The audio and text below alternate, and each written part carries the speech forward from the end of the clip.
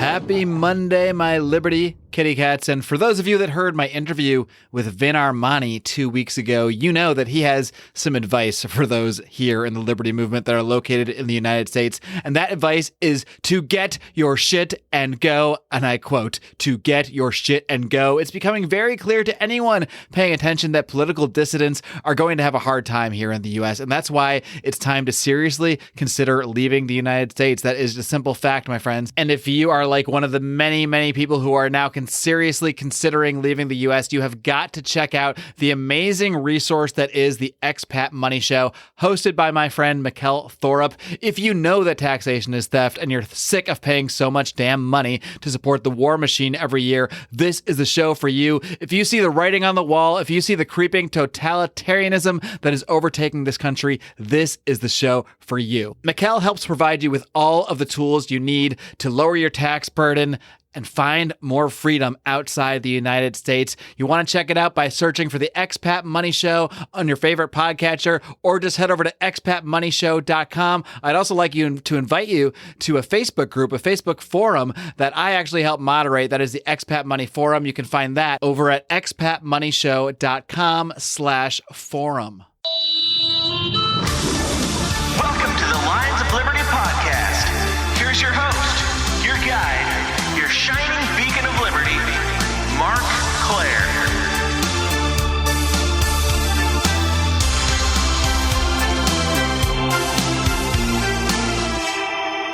All right, kitty cats, my guest today wears many, many hats, taken right from the Twitter bio, I'm just going to admit. He is a historian, a jazz musician, an author, an aspiring grifter, and the host of several podcasts, including a show I was very proud to be a guest on very recently called It's Too Late with Alan Mosley. He is, of course, fellow top-tier podcaster, Alan Mosley. Alan, are you ready to roar? That's just the gift that keeps on giving, isn't it? It really was. And that leads me to my first question, Alan. Before we get into your history as a libertarian, all the podcasts you've been doing out there, and maybe some current events, because I'm not sure. I heard a few things have happened this week out there in the news. But first, I need to know, what was it like? Where were you? Can you remember the moment when you heard Tom Woods refer to you as a top-tier libertarian podcaster?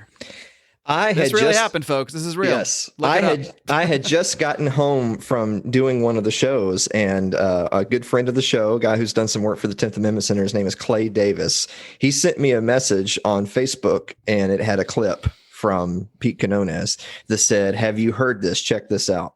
And I listened to it, and I'll be dead honest with you. My immediate reaction was, "Oh, he must be thinking of somebody else."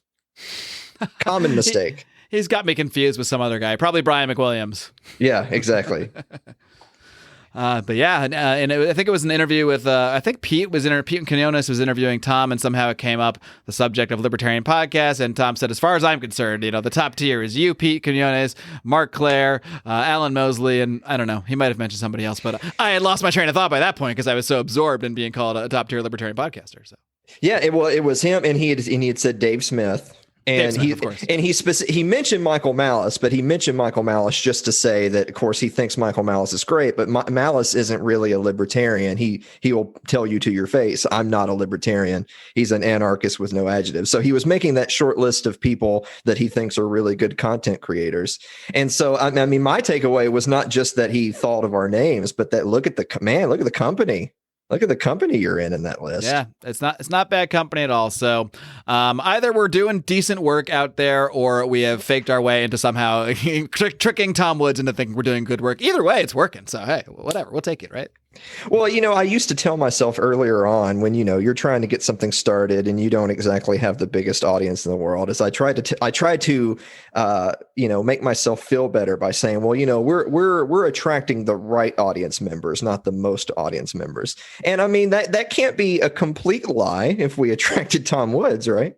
Yeah, that's absolutely true. And that's something I have to think about because, I've had Lions of Liberty for 7 years, so we've really grown this thing in that time. And But as you know, I started the Second Print Comics podcast this year, and it's reminded me what it is like to build an audience absolutely from scratch. I mean, it helps that Remzo and I are both libertarian podcasters. People know us, but it's not a direct. I mean, you're still starting from scratch essentially, and you got to scrape by. And the one thing I always would do back in the day, and now I'm doing it again, is just remind yourself, like, if you were in a room talking and had this physical audience, even if it's like 40 people, and they're captivated by what you're saying, like, that would be such an amazing feeling if I could captivate a room of 40 people. So that's how I always look at these early days of growth. I mean, if you're getting anybody and you're getting interaction from them and you're getting feedback from them like we are, I mean, we've had people reach out to us saying I support you guys even though I lost my job because I realized this podcast is such an escape for me. It's so good for my mental health. Like, to hear somebody say that we're helping with their mental health, it's mind blowing. It makes you really see, like you're saying, the quality of the audience. It really is important. It really is, especially in this age of podcasting. There's a million podcasts out there to listen to. We have to find our niches, find our little communities, and grow those, and get the quality people in there. That is really how we're going to build things from. Unless you have $1 billion for marketing, this is the only way to do it. Well, and I know that your audience obviously is already a fan of you and Remzo, but I'm going to toot your horn a little bit here. When you do something like the Second Print podcast, it can be a challenge. On the one hand, you're not new to this; you're a veteran content creator. But on the other hand, while it might be personally satisfying to do a show whose content is very much your own personal love and joy and hobby, that doesn't mean everyone's going to like it, right? Like, even people who know you and like you, they might say, well, I don't care about comic books, and so even though it's personally fulfilling, you're taking a risk when you really go out there on a branch doing something that you personally love, because just because you like it doesn't mean people even in your own social circle are going to care. Exactly. But if you like it and you're passionate about it, that's how we're going to attract that right kind of audience, by just sort of finding the way to express our passion in a real and honest way. So, Alan, I just want to kind of dig into how you got here in the first place, how you sort of developed your passion for the ideas of liberty. So bring me back to the early days, the infancy of Alan Mosley's sort of political ideas. And how did you end up down this path towards the ideas of liberty? Well, I like to pat myself on the back and tell people that while I was a big supporter of Ron Paul 2008, that wasn't the start for me. So I'm from Southern Middleton. I'm from Columbia, Tennessee, which is the home of President James K. Polk. So there's my status credibility. And, I kind of came up in that sort of old school Southern anarchy tradition, which unfortunately practically doesn't exist anymore. But I had a lot of older family members. My father was older when I came along, so a lot of our in-laws and things like that were older. And these were people, these were old school Southerners, right? Like, these were people who would say, if the census man comes up the driveway, you shoot him type people, right? So I had kind of a healthy distaste/distrust for government from a really early age. And I don't mean that to come off in like a really, this is like a weird redneck sort of a way, but more in a, you should be more careful about the people that you trust and subscribe to. And as a general principle, if you don't know them and you can't go to their house and knock on their door, then they shouldn't be someone you're going to go really hard to bat for. And I mean, right off the bat, that's going to discount most politicians, definitely at the federal level, right? That's for sure. Yeah. And so, I mean, that was, so I already had that mindset. I may not have been able to put, definitions and argue the semantics of it, but I already felt that way. And then after I got out of college, the first time I went to college a couple times, like lots of musicians did, who played too much music and then dropped out. That happens. Yeah, exactly. That's when kind of the Ron Paul thing is coming along, and I'm listening to this guy, and I was like, well, I'm going to be honest with you, this is a big waste of time, because if this guy had half of a prayer of getting elected, he would be Epsteined before we knew what being Epstein meant. But I liked it. I was like, well, at least somebody is saying things that, I mean, make perfect sense to me, but I'm hearing people around me saying it's crazy. And I'm constantly asking people around me, like, okay, maybe I'm wrong. What's crazy about this guy? And well, they can't really answer that, right? They can say it's crazy because it's different and it's not what they've grown up hearing. It's not what they've been conditioned to believe, but they can't really explain why it's crazy, just that it is. And so that, I mean, obviously that's a big red flag for a lot of people. And I think when people hear statements, hear bold statements that are so outside the norm of what they've ever heard, the initial response is often going to be, "Well, that's crazy," or "That guy's crazy." Now maybe it worked against him because he was an older man. Maybe his suits didn't fit right. He wasn't the slickest looking politician, so maybe that added a little bit to it. But I think anytime you're saying something so outside the mainstream, the idea that we should legalize all drugs, or the idea that, oh my God, perhaps our foreign policy actually does create terrorists in some way, shape, or form, and maybe we should at least look at that.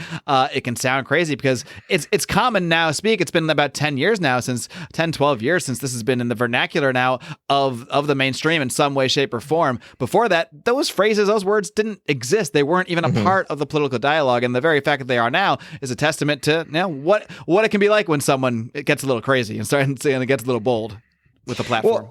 Well, like even just using, I don't want to harp on Ron Paul too much, but just like even using him as an example, you would hear a lot of people that would say, well, I am against the war on drugs, but his opinions on, say, the Fed are bozo.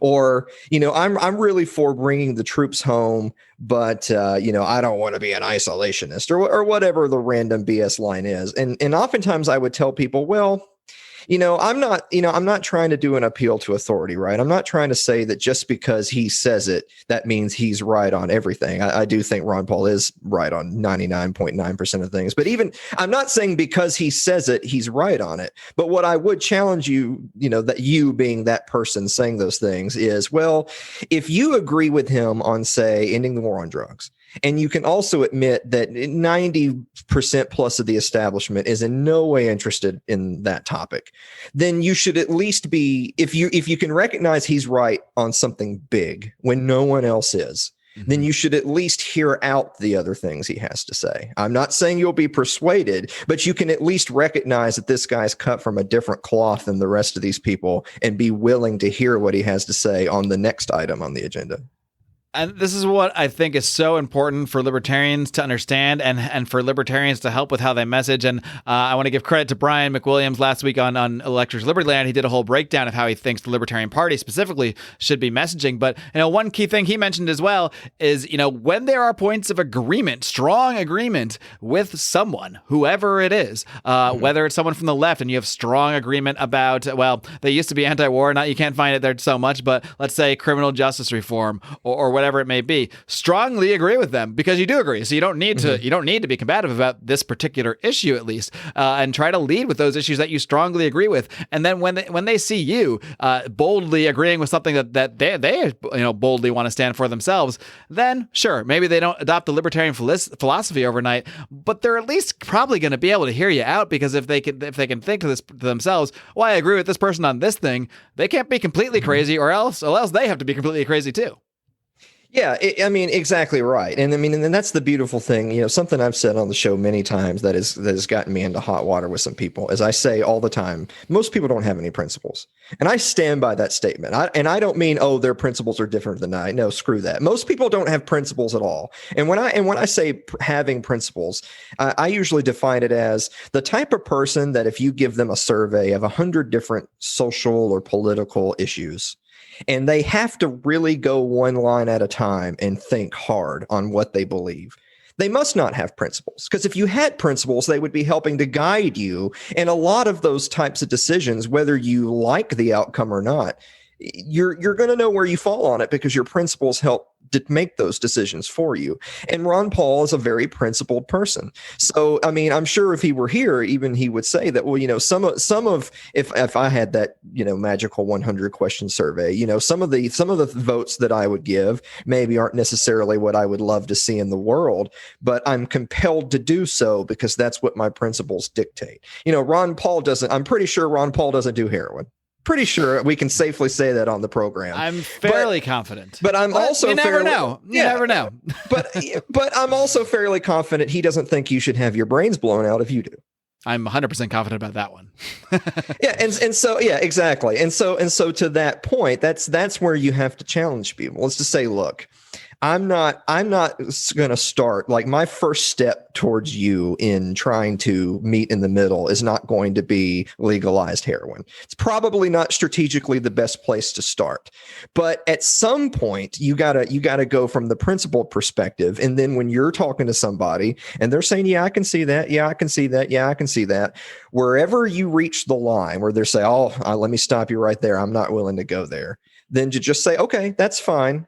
But for you to think about when you go home tonight is why are you drawing the line there, and why wasn't the issue before that? Why wasn't it the issue before that? Why? Because again, if you had deeply rooted principles that help to guide the foundation of your political, sociological thought, then all of a sudden I think, and I'm not saying you still don't draw a line. I'm not saying that there's not a line that everyone can draw somewhere on what they do and not think is healthy for society, or however you want to put it. But I think most people's lines would move if they were making those decisions based on principle and not based on, from a politician's standpoint, what's most politically convenient that day. Yeah, again, it's that same idea of, I think overall as a movement, we want to be constantly shifting the Overton window, shifting the ideas, what the ideas of acceptable thought are, changing what the dialogue is. And you can do that on an individual level with someone as well. Shift someone's personal Overton window. If you can at least get them thinking in a principled manner and asking these things, at some point they have to have this internal debate, and they either have to just decide they're not going with principles or think about what the principles really are, because you might find somebody that completely agrees with you on legalized marijuana, for example, but then they hear about psychedelics and acid and MDMA, and they're like whoa, that's way too much. Some other people might go that far. They might say, oh yeah, I've seen the studies about how MDMA therapy can help people, how psilocybin mushrooms can help people, so they might even agree with the legalization of that stuff. But then they see heroin and cocaine and go, whoa, there's no medical use there.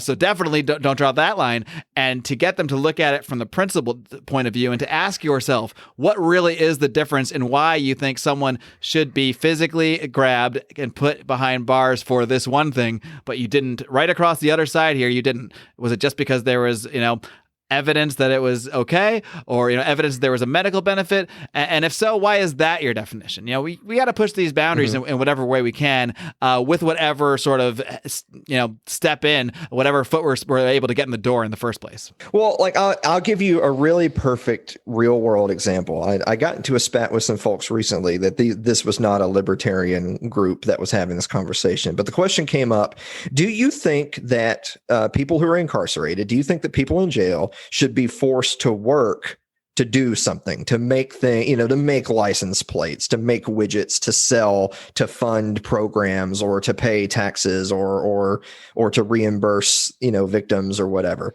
And my default position was, no, I don't think they should, because that sounds a lot like slavery to me.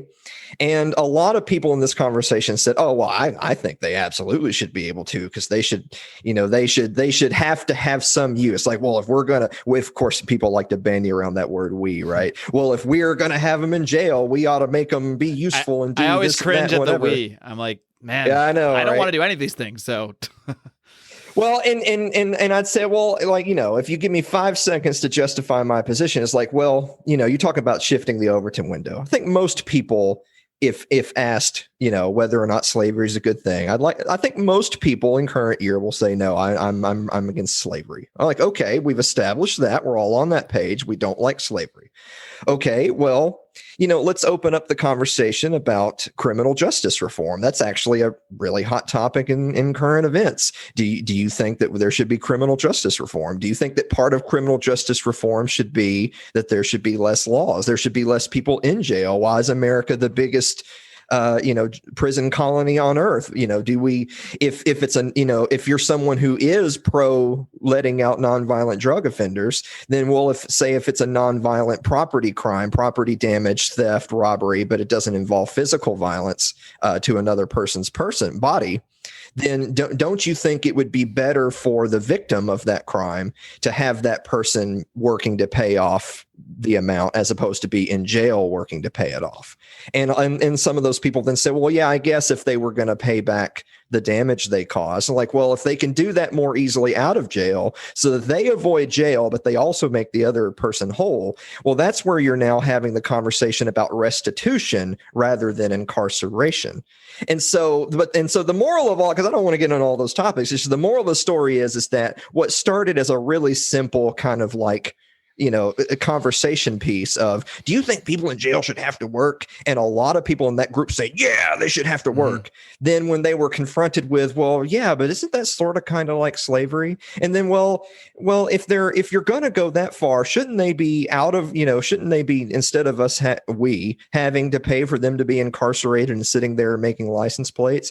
Couldn't they be out, not in prison, doing something more constructive, which is better for their life, by the way, as opposed to having to sit in a jail cell for X number of months or years?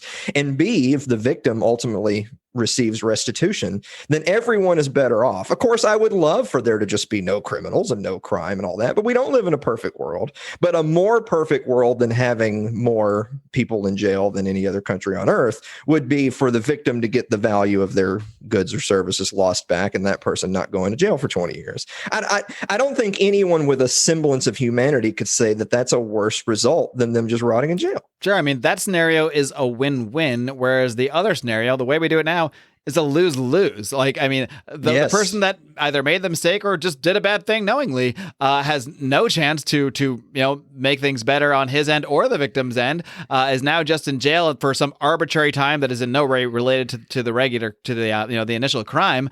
And maybe they're working, but they're working for 10 cents an hour just so they can afford ramen noodles. Their work isn't going to pay off what they're doing. So now the taxpayer, including the victim of the crime, has to pay to house this person, and is in the meantime, not only are they not getting restitution, somehow through some way or another, their hard-earned money is also going to pay to house the person that caused them this harm in the first place. Whereas under what you're the way you're laying out here, it's a win-win. The person can actually get restitution, which really should be the point of all of this in the first place. Now a lot of people will say, well, no, people should be punished for their crimes, but if you're working for someone else because you're paying them back, that is also a form of punishment. It means you can no longer live your life in the same exact way you did before. You can't just work for yourself and your family. You do have to work for someone else. And maybe that is a form of slavery in a sense. It's more like, restitution, like you said. But when you're just in jail working to work, I mean, that is true slavery. You're really just working for corporations there that are using this jail system and their crony capitalist scheme to essentially get free or nearly free labor that they can never get on the open market. Well, and I'll give you another really short example too, is death penalty. There's a lot of people that do still genuinely believe in capital punishment. I'll admit one of the positions that maybe 10 years ago I was still pro death penalty, and I changed my mind on that. And the basis for that mind change was because I believe that if you don't have the right to do something, you can't possibly have given that right to government, to any state officials. So if I can't execute someone who has wronged me, then I don't believe the state can execute someone who has wronged someone else. And I can't sit here and tell you that I can tell other families or say, victims of murder or rape or whatever, how they should and shouldn't feel and what they think is and isn't appropriate. I don't think that's my place to say, but I don't think the government has the right to kill people because they sentence them as such. And I know that that's a much greater extreme crime than, say, petty theft. You stole my CD player, but that's what principles do for you, right? They don't necessarily give you, having principles isn't easy. It doesn't necessarily mean everything's going to be nice and tidy with a bow on it. And it may cause you some indigestion at times, but that's what principles do for you. But the principle still holds. Like, so in the same thing of talking about, jail versus restitution, it's the same thing here, is that if you tell someone, well, what do you think about Nancy Pelosi getting her hair did at the salon and you can't go? Well, that's wrong. The law should apply the same to everybody. Oh, okay. So you think the law should apply the same to everybody. And you think that if you can do something, they can, but if you can't do something, they can't. And you can't execute anyone because they rob you or kill someone. That's for the justice system. Well, there you go. So you're making that connection again of, well, damn it, Alan, that might not be a satisfying answer depending on where you fall on the subject.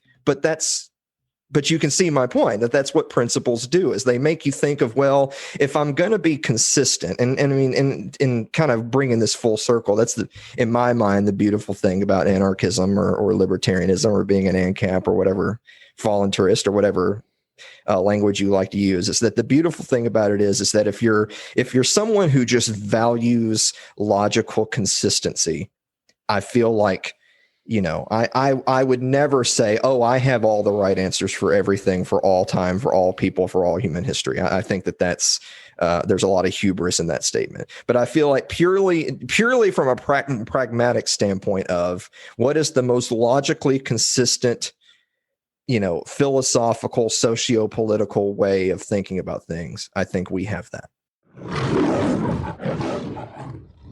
Hey there, kitty cats. I need to take a quick little break to remind you that if you love coffee, and I need coffee to get through interviews at this point because, let's face it, I just passed 40. I need a little extra kick in my step, and I get that kick from our good friends at Lorenzotti Italy. These guys have some premium coffee blends at an amazing price. You want to check them out at lorenzotti.coffee. That's lorenzotti.coffee, not .com. And what I love about these guys is that they aren't just fine coffee connoisseurs. They are also not just entrepreneurs themselves, but they are out there helping other people start their own businesses. They help people procure equipment, financing, and everything else they need to start their own coffee shops. So please do check out our friends at Lorenzotti Italy. Don't forget to use discount code LIONS for 10% off your order.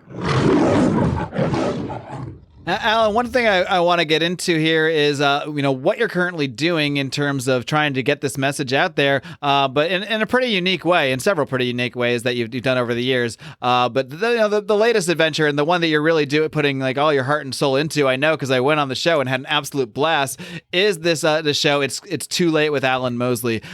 Give me a sense of how the idea for this concept of the show kind of came together and what you plan to do for it, because this is not a per se political show, although you do talk about political things as well. Mm-hmm. But you're really doing something interesting that I think we need to see a lot more of actually out there. When I say in the libertarian circles, but I think that's kind of the point. I don't want to see this stuff confined to libertarian circles. I want to see libertarians doing other types of content that gets them out of that libertarian circle. And that's what can actually bring people into it by saying, oh, this regular person doing a show I find interesting. Oh, they're a libertarian? What's that mean? And hopefully guide them that way. But mm-hmm. take it away on how we got here.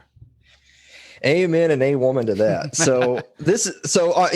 My show, The Gold Standard with Alan Mosley, that I'd started a few years ago, more than a few years ago now, that was actually a kind of revival of an old radio show that I had. So I was on the radio, WMRB here in Middle Tennessee, and we had a show called The Gold Standard. The old station manager there, and his name was John, and myself.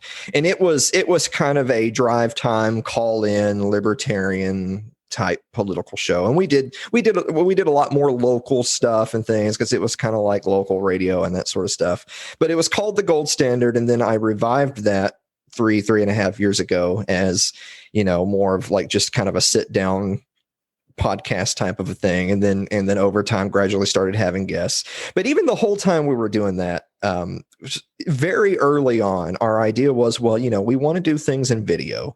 We want to really try to push the boundaries of production value and graphics and try to move in a direction of making it as TV friendly as we can on our shoestring budget. And I feel like we've done that now in this new iteration of the program. It's Too Late, because we do it kind of in the traditional late night style format, where we have a monologue and then a desk segment where we're doing viewer mail and talking about kind of funny current events and pop culture. Then we do have a couple of segments where we either have a guest or maybe talk about something serious in the news. Sometimes we have musical guests at the end of the show, just like traditional late night. But to your point, exactly so, is that I've actually gotten away from even using terminology like libertarian or anarchist very much, because and I tried to impress this on kind of our old fans who have been with us all along, that, look, I'm not any different.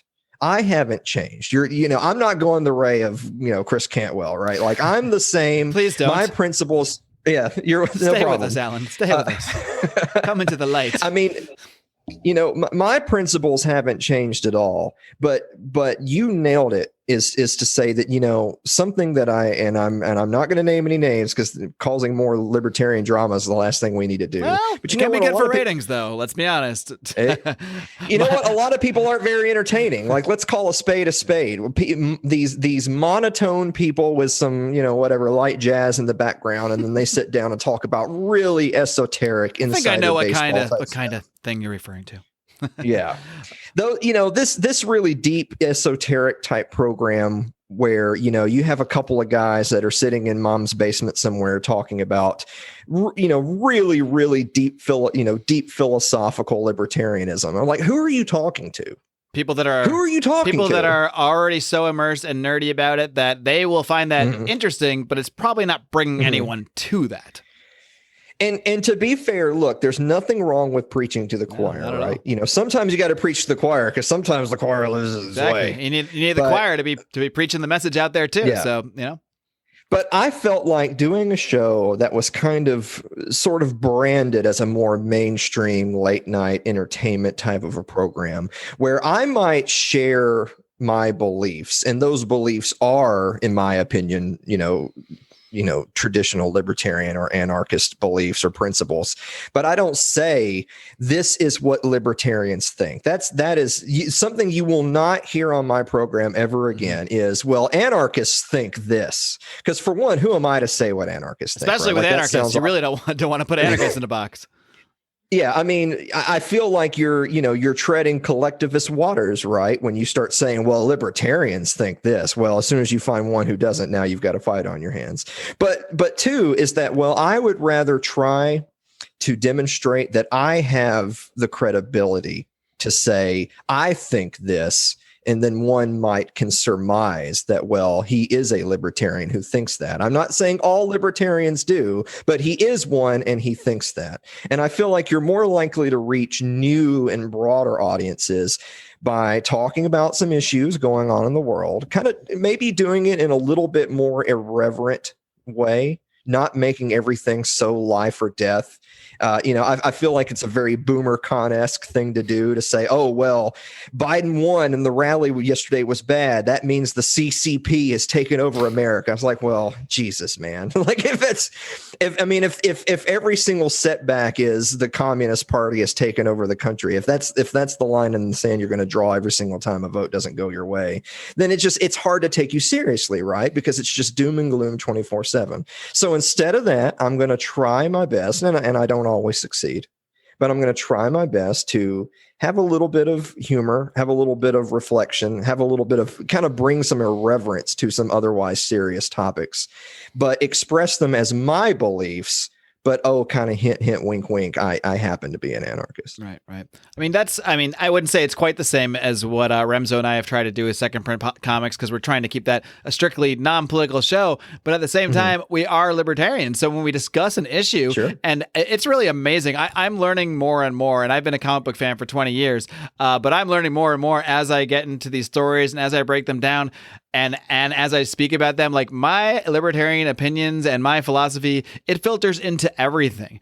So when we get into other areas of pop culture and we can build fan bases in these other areas, a fan base that enjoys you talking about pop culture and current events, a fan base that enjoys Remzo and I talking about comic books, a fan base that enjoys, Brian, Odie, and our friend Rico have a show, Bravo and Beer, where they're talking about, all these reality shows and getting drunk. I mean, these are all different little niches you can find that aren't political at all, even. In your case, maybe it kind of rides the line a little bit. But the idea is we need to get into the culture. We need to invade the culture. We need to be everywhere, because that's how the left has been successful. The left has completely overtaken the culture to the point that very leftist positions now feel like the norm. They feel like the baseline where we're starting from. And Republicans are such, I'm just going to say it, such pussies. And all they do is react to what's happening. They don't actually counter and try to overtake the enemy in sort of the Machiavellian sense. They basically only play play defense. So when you're only playing defense, you're just getting pushed back a little further, a little further, a little further all the time. And now what might have seemed like a quote unquote socialist position, 10 years ago, 20 years ago, is just the standard. And then we kind of go from there. I mean, something as simple as, everything with Obamacare and the mandates, and Trump has certainly been a big part of pushing this to the norm. Now it's now even a Republican would never say, would never say anything against, yes, everybody with pre-existing conditions should be covered, whether it's through some government scheme with a private company or whether it's through universal health care, Medicare. It doesn't matter. You're going to hardly find any politician who will disagree with at least that end of the concept. Whereas 20 years ago, I mean, yes, you would actually have a big debate about that. But the debate's gone. The debate on that little small aspect of it is gone because the left is pushing. But it's not just that they're pushing politically. It's that they are all through the culture. Think about how many celebrities you see endorsing Joe Biden.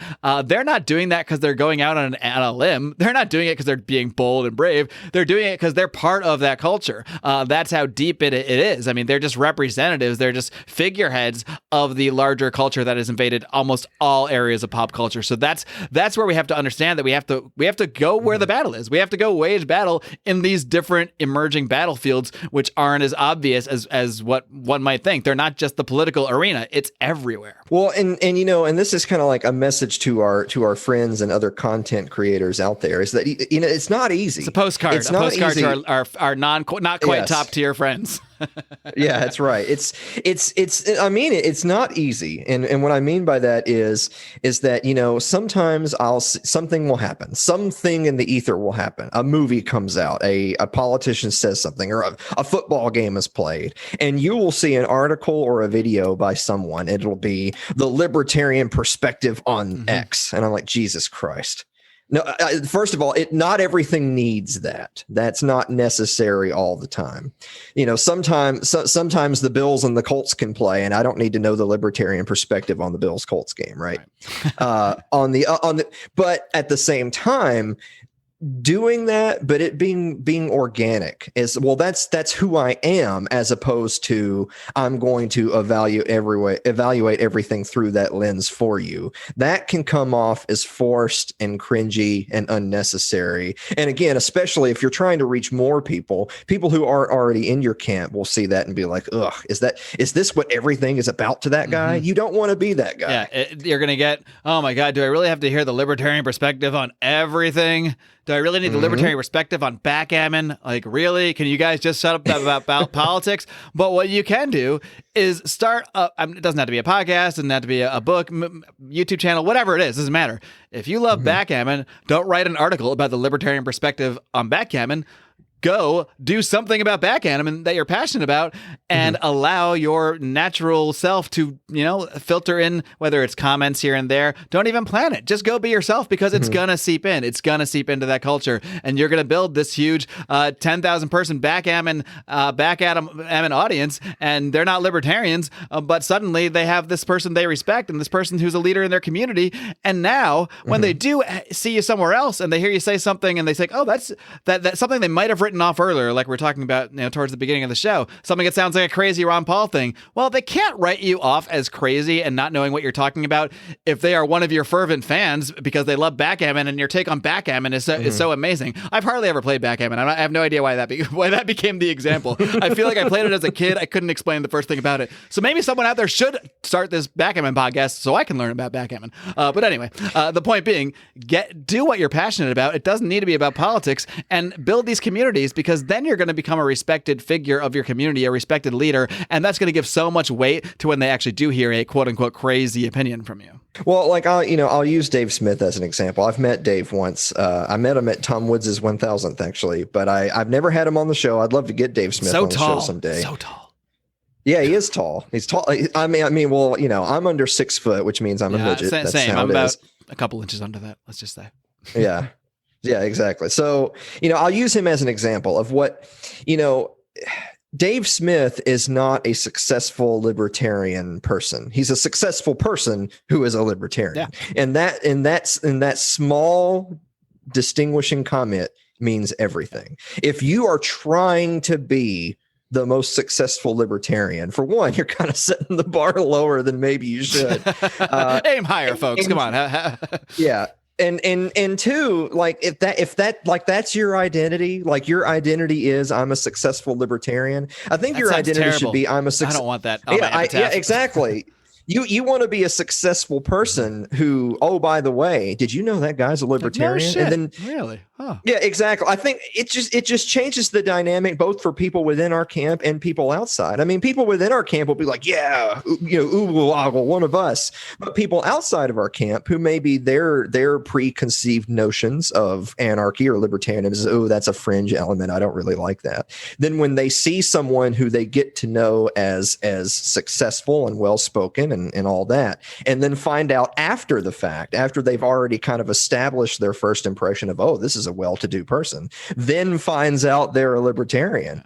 That changes everything. And I think what you're saying is actually a key testament to why Dave Smith is also a successful libertarian podcaster, because, I mean, I have no idea the downloads of the shows he's on, but I'm pretty sure that Legion of Skanks is a much more popular show than Part of the Problem, because it's a huge comedy show, has a lot of fervent fans, but so many of those fans, and I've read, because I've heard it from them, we have fans of Lions of Liberty who said, oh, they came here from Legion of Skanks to Dave Smith to Lions of Liberty. But it's Legion of Skanks. It's his very non-political thing that first made them like Dave, made them respect him. And now once you like him, and then you say, oh, you have another, you hear him mention, oh, he's got another show. What's that? Well, I like him on this. I respect him for his comedy. He makes me laugh. So maybe I'll go check out what he's doing in this other arena. And maybe the first time they hear it, they're kind of like, whoa, this is crazy. But they're not going to write it off the first time they hear a crazy thought about ending the war on drugs or what have you, because they've that respect has already been established, that fandom has already been established, and you can't write off someone you're a huge fan of without at least, like we've been saying, putting in the time to at least let them air the opinion and at least give it some thought. And that's how we're going to slowly change people, by putting ourselves in the position that they want to listen to us, that they want to hear our perspective on something, because shoving it down their throats does not work. Believe me, I tried for like 5 or 10 years. It doesn't work. Yeah, exactly. And I mean, and to that point, like I don't want to come off as a doom and gloom defeatist type person, but I am the type of, look, I'm not politically active. I don't vote. I never will. Doesn't matter who's running and what party they run for. And I don't think that there is any political path to a free society. I don't think there ever will be. I don't think that is, nirvana is not meant for this world. With that said, that doesn't mean therefore go jump off a bridge. What that means is you need to be shifting from, political success to, as you're talking about, personal success, social success, financial success, cultural success. And it doesn't matter what we like or the way we think things ought to be. I wish that liberty was a primary political virtue of people the world over, and someone like a libertarian would be seen, maybe a little bit as a radical idealist, but something to be admired because they are so radically pro-liberty. That's not the world we live in. And so instead of being angry about it and yelling harump for rump, people just don't love liberty like us, they're all stupid and evil. Instead, just be social, be a great member of your community, provide for your family, live a healthy life, live a long life, have a wonderful family, all those things. Because again, it's hard to put a value on the difference between meeting a stranger for the first time, who the first thing they learn about you is you're one of these crazy radical libertarians. And that has completely colored their thought about who and what you represent. And then from that point, I mean, maybe you can turn the tide on that, but it's an uphill battle. And I hate that that's the case, but that's the case the way a lot of people in this country or world think. Vice versa, if they found out first, hey, it's Marc Clair. He's well spoken. He's a fun guy to be around. He talks so fast I can barely keep up, but he's all right. Yeah, he's into comics. That's cool. I'm into comics. And so they've established that rapport with you first. And then after they've established that rapport and kind of made their first impressions, then say, oh, he's a libertarian. Oh, I thought those, because then it goes from, oh, you're a libertarian, I don't care about those other things, you're weird, to I like all those other things, you're a libertarian. I don't know. I thought those people were weird, but Mark's changing my mind on that. That's it. Again, I'm not saying that I'm glad that that's the way the world works, but guess what? That's the way the world works. Well, Alan, this is not the current event show here at Lions of Liberty. You know, we have a bit of a variety show that is usually handled by Brian McWilliams, and I know we're going to be probably doing there's coverage of the craziness that's been going on outside of the show, but I feel like we can't have this conversation and air this show on Monday without at least mentioning the craziness that is going on in this country right now and where you think it's going. So just take it from there. Clown fiesta. Holy. Quite literally, if you saw some of the photos from the Capitol building. Yeah. I mean, I was discussing this with my buddy, Mike Meharry, and friend of the show. And National Communications is a 10th Amendment Center. Everyone should be a member of the 10th Amendment Center. And the thing about specifically the events of January 6th and just this week in general and the election and all that, in 2020 as a whole, even, it's just the fact that there's a lot of competing schools of thought that are really hard, I think, especially for people in our camp to reckon with, because you're not a Nazi and you're not a racist to identify maybe the left, the political left, the cultural left as not being amenable to your values and principles. That's by the way, Mark, I'm being as politically correct and non-vulgar as I can be to say that. You are not a Nazi or a racist to come to that conclusion. Vice versa, that doesn't mean you're ready to lock arms and fight on the front lines of the Civil War on the side of the political or cultural right or the MAGAs or the Trumpers, because they don't really represent my values or principles either. And so while I can identify one side as being, I can look at cultural Marxism and say, boy, wow, I don't like the way this is going. And I can be for political decentralization and secession and all those things and not be a racist, but I can also look at that and say, well, okay, let's say I snap my fingers and we wake up tomorrow and we now live in, the United States is broken into, let's just start for now, 2 different nation states. And there's going to be Trump world and there's going to be Biden world. On net, that's better than what we have now. I think trying to force, a few 100 million people with irreconcilable differences into one political group is not the way forward. On the other hand, as an anarchist and a libertarian, I can say, yeah, but I'm not sure which one of those I want to live in because they don't exactly represent me either.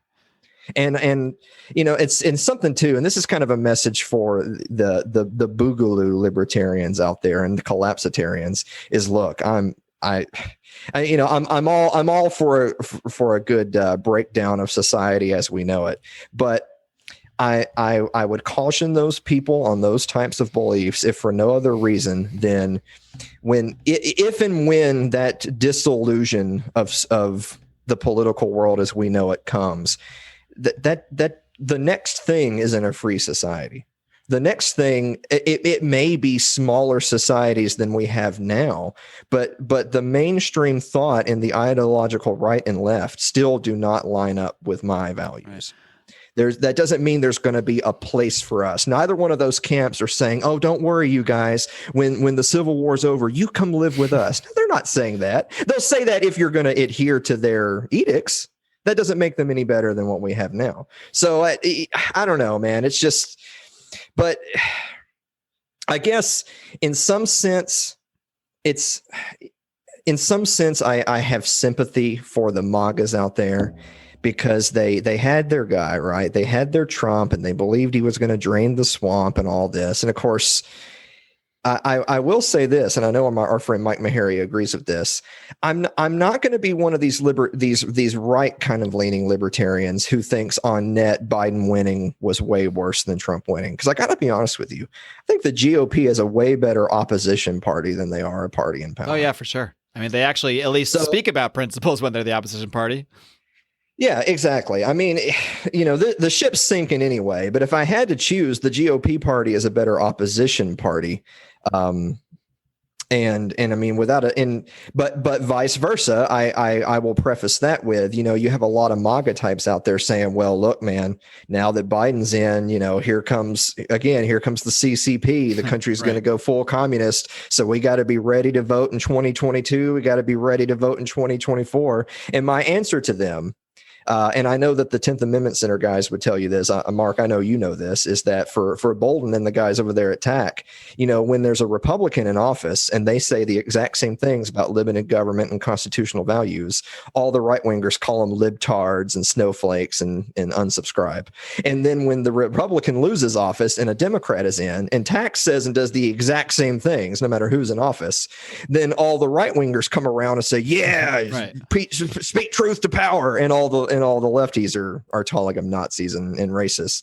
But the point being is that while absolutely I'm not thrilled with a Biden-Harris administration, on the other hand, if any right-winger strolls into It's Too Late and says, oh, hey, you guys are talking bad about Biden, this must be the show for me, my only answer is man, the last time you guys elected somebody, it was a gun-grabbing socialist. Indeed. Yeah. I mean, I think the best libertarians can do in all this is definitely not taking one side at all. I mean, even if you kind of think maybe there was fraud and Trump got screwed or what have you, or maybe you think it was all legitimate, probably best not to really take a strong stance, because at the end of the day, neither side is really our friends.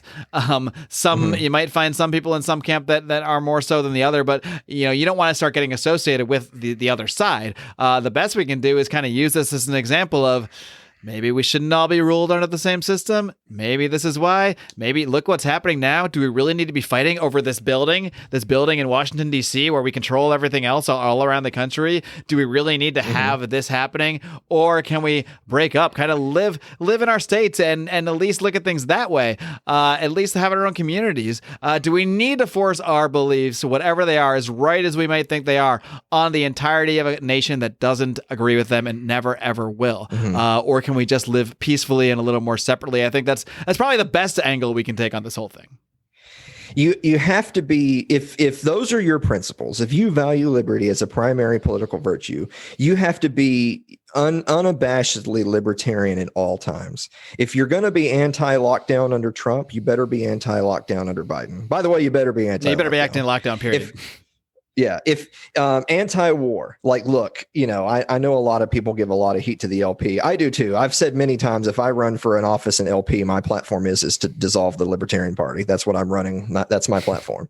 I think that's incompatible. But that being neither here nor there, a lot of people will criticize and say, well, hey, why doesn't the LP Twitter make a big anti-lockdown post? Hey, why don't they make a big anti-whatever post? It's like, look, that's the crux of a lot of the criticism is you have to be anti-Fed. You have to be anti-war. You have to be pro private property. And part of that means a right of association, which means started getting into things like anti-discrimination laws and stuff like that. And if you're talking about principle, that means you don't think the government has a role in determining who can associate with what. Who the bake the cake stuff, but those types of things, like I guess if it's sad to me that some of the things I just listed are even remotely controversial within libertarian circles, because in my mind, that's libertarianism 101. Like, this is the basic stuff we're talking about here. But that just goes to show that unfortunately, even within our own social circles, there are people that decide how they feel based on an issue rather than having principles. Indeed. Well, Alan, we're just about wrapping up our time here. So why don't you give everybody out there just the full roundup? I know you have so many projects, a million different projects, but let everybody know everything you got going on and the best ways they can find everything you've been doing, including, of course, It's Too Late. So you can watch new episodes of It's Too Late with Alan Mosley as they premiere on Wednesday nights at 9:00 Eastern Time. Facebook and YouTube are both facebook.com and youtube.com/Alan Mosley TV. Twitter is Alan Mosley TV. But you don't have to do any of that. You can just go to our website, which is alanmosley.tv. Imagine that. We are our big live event. We have an annual live show where we do a live show in front of a studio audience. That's going to be done at our studios south of Nashville in Columbia, Tennessee. You're allowed to do that, huh? Yeah, well, that would be unheard of here in California. Yeah. So, well, yeah. Allowed is a very, well, yeah. Allowed asterisk. So that's going to be happening in our studios in Columbia, Tennessee. That's March 20th of this year. So, Sweet. So last year was episode 100 was kind of the occasion for the live show. So this will be our third annual live. We do one live event per year. This will be our third annual one. So I encourage everyone, they can go to alanmosley.tv and see the link to the event there.